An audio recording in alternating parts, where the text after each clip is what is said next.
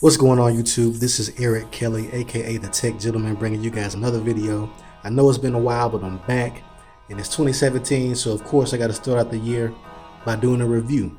So in front of me I got the best devices of 2016 in my opinion, just from my experience with them and what I found myself going back to time and time again. So without further ado, let's talk tech.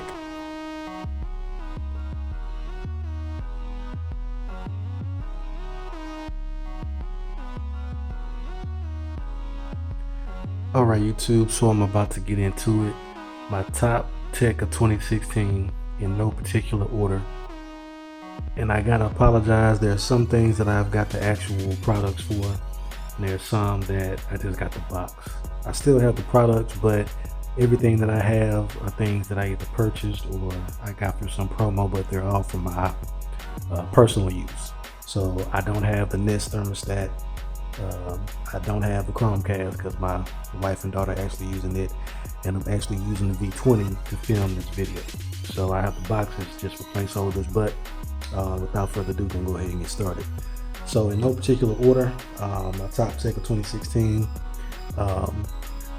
my runner-up phone of the year is the S7 Edge, and anybody who's in the VIP group, they know which phone I feel like has the top slot right now. The S7 Edge, it almost had the top spot for the year.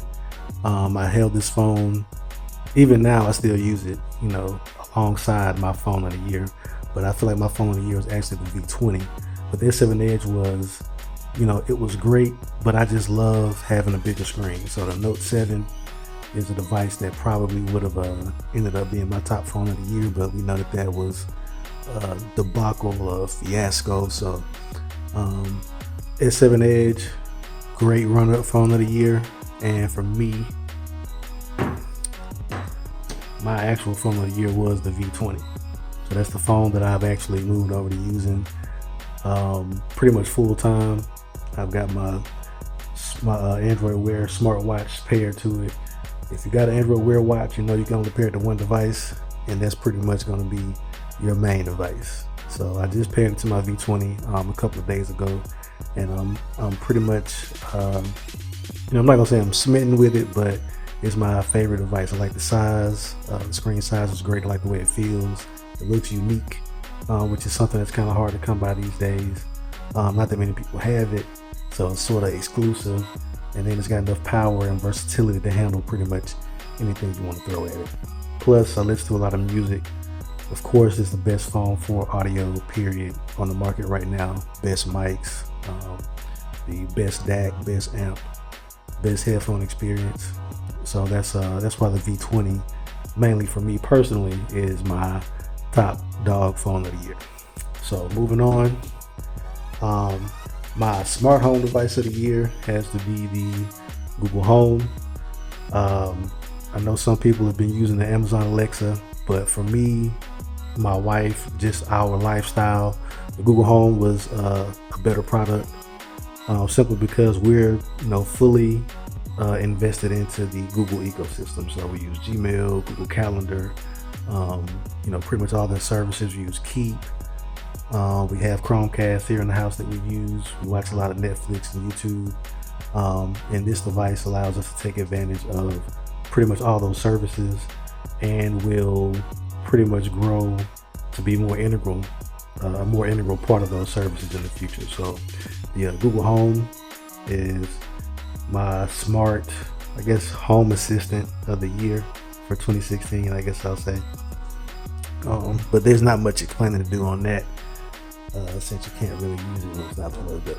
But moving on, I guess in the same vein as that, I guess this would be the small streaming device of the year, the Google Chromecast. This is the second gen. So if you notice, it's got the little hockey puck shape. This is the one that supports the 5 gigahertz band. That's critical. Any modern home network's got to have a 5 gigahertz band. The 2.4 usually is just so cluttered, and you get better penetration and faster streaming speeds on that 5 gigahertz band. Once they came out with this one, had to snatch it up. That's worth the difference altogether. that you can even begin to argue about. Yeah, see that 2.4 and that 5 gigahertz. But yeah, so Chromecast second gen is the small streaming device of 2016 for me. So we're gonna keep it moving. I guess also in the home automation realm, the Nest Learning Thermostat. So this is the, let's see what this is. I'm trying to see which generation this is. Pretty sure this is the 3rd gen. See if it says it on here or not. No, anyway, I think it's the 3rd gen. Basically, you get a bigger display and you get a little thinner profile, so it sits a little bit closer, a little bit more flush on the wall than the other 2 generations. And there's some other kind of minute features, but basically any of the Nest learning thermostats you'll be able to control with Google Home or Alexa, and get your home automation on and your voice control on for your house as far as setting your temperature goes. So the Nest, there's some other thermostats out there, but the Nest is the one, seems to be a little bit more mainstream and just kind of looks the sleekest to me. So that's why that's my my learning thermostat of the year 2016. Moving on, so my headphones, my favorite pair of headphones have to be these Sennheiser HD 558s. So I got these from Best Buy. They are pretty much the entry level of Sennheiser's kind of audiophile brand. So they're open back, so which means you can see, there's no solid covering here. This is just mesh with a little grill there, but it's sound can pass completely through, so sound comes out, but also sound comes in with the open back headphones. Nice velour little pads on the ears and up top. Super comfortable, nice huge ear cups. Once you put them on, they're lightweight. Never noticed that they're on, and I just like the way that they look as well. And they have a cable, I just have the cable pulled out, but I like them. I like the design. I like the sound. It's a totally different sound profile than anything I've ever had because they are open back. I kind of let my wife test drive them for a little bit with the V20. She loved them, but it kind of freaked her out because we could have a normal conversation even though there was music playing. It's like I was in the music with her, which is a cool effect that you get with these. So, but yeah, the Sennheiser HD 558s, my, I guess, big over-ear headphones of the year. And that's just because I, kind of discovered a new, something new with the open back kind of platform that Sennheiser has. So set those off to the side. My smartwatch of the year is the Moto 360 second gen. I like them because it resembles more of a watch this year. It actually takes normal watch bands, so this is actually just a fossil watch band, if you can see that. Just a normal leather fossil watch band that I've got. And it looks good. It's a nice low profile. It's clean, it's durable. That's my go-to watch. And of course, for the ladies, if you don't want, because this is the biggest size face they have, which I know ladies don't like. But they also have a smaller size as well. This is my wife's. She got the little gold. And this one actually says it's for women, so it's a little bit smaller diameter dial, a little bit thinner as well, a little bit smaller straps. So the Moto 360 second gen are my smartwatch choice of 2016. Moving on, my wired, just kind of basic headphones. Like if you need some headphones to go with the phone, I got these, and I never would have gotten them if they weren't free with the LG V20. But I fell in love with them, if I can get them straight here. But these are the B&O H3s. If you're wondering why I chose these, being free helps out a lot. Not gonna lie. But I was surprised because, to be honest, they don't sound the best, but for what you are going to use them for, they kind of, for me, they work the best. And the reason being is because they're lightweight, which definitely helps out. And also they stay in my ear. I didn't have to change the little ear tips. They come with several types of ear tips, but I didn't have to play around with those at all. They're lightweight enough to where they stay in my ear without using any kind of like crazy clips or anything like that. And I can just pop them in. They sound pretty good. Like I said, not the best sounding, but you know, if they were putting these in the box with some phones, these would definitely be appreciated, because they, like I said, they sound pretty good. And they got the little inline controls with a little B&O brand in there, as you can tell. But yeah, they're just a nice, you know, lightweight, quality go-to pair of little wire headphones. You know, nothing special about them. Just they just do their job. I like that. All right, so my VR product of the year has to be the Gear VR. And the reason being, this is for me probably one of the best virtual reality experiences you can get right now. It's a little cumbersome, but if you're wearing these outside of the house, that's a personal problem. Like, you're not supposed to do that. You can stop it, cut that out. Around the house, these provide, you know, pretty good comfort, pretty good seal, blackout light, you know, pretty well. They're adjustable, and the benefit of these, because I've actually used the actual Oculus Rift VR headset, the one that costs like $800 or something like that. I tried it out in Best Buy, and you can adjust the focal point in them. Like, they tell you that you have to use like the straps to adjust it, and they have one other little small mechanism, but I can use these. I have terrible eyesight, but I can use these without my glasses. I can adjust the focal point enough to where I don't have to have my glasses on. And even if I did want to wear my glasses, they're wide enough. Like, this is wide enough to where I can actually use my glasses and still be comfortable. But the actual Oculus Rift, the little headset, it was too narrow for me to fit with my glasses on. And then when I took them off, I could never get it to focus well enough to where I could actually see what I was doing. So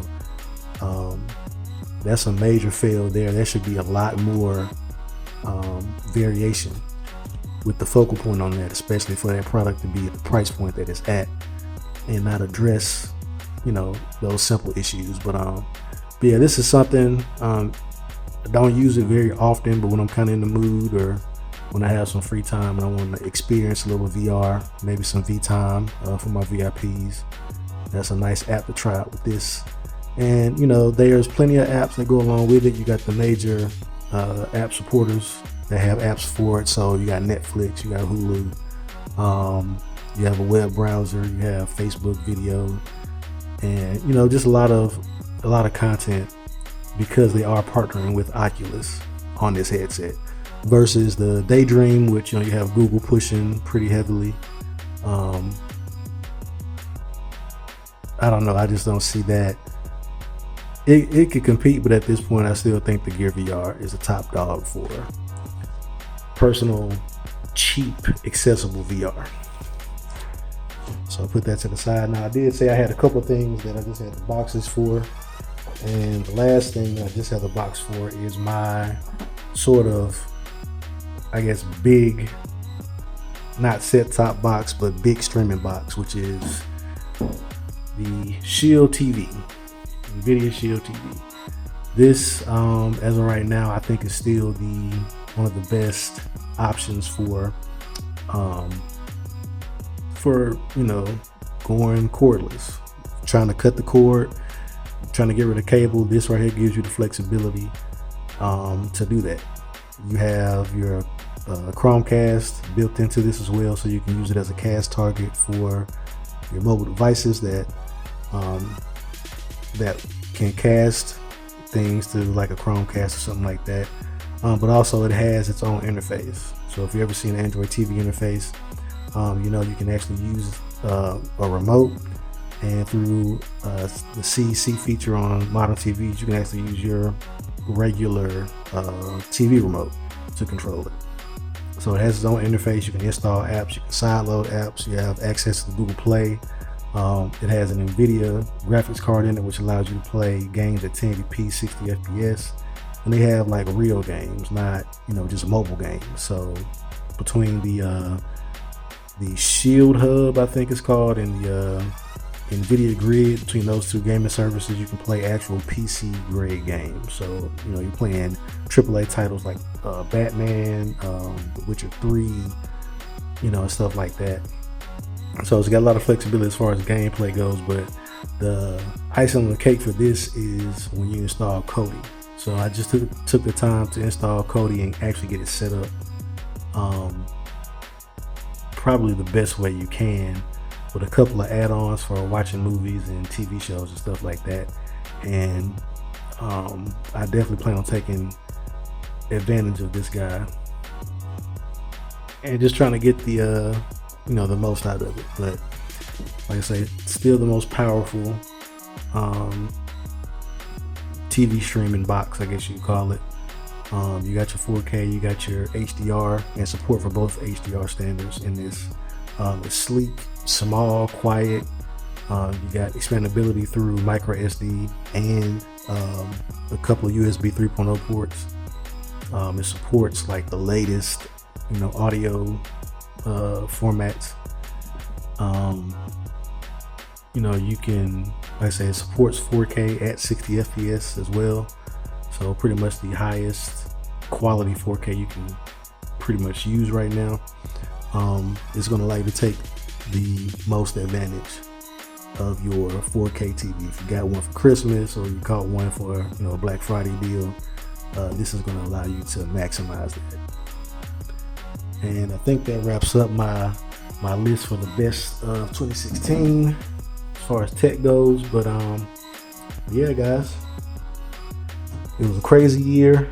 It's over. I'm looking forward to more tech. CES is going on right now.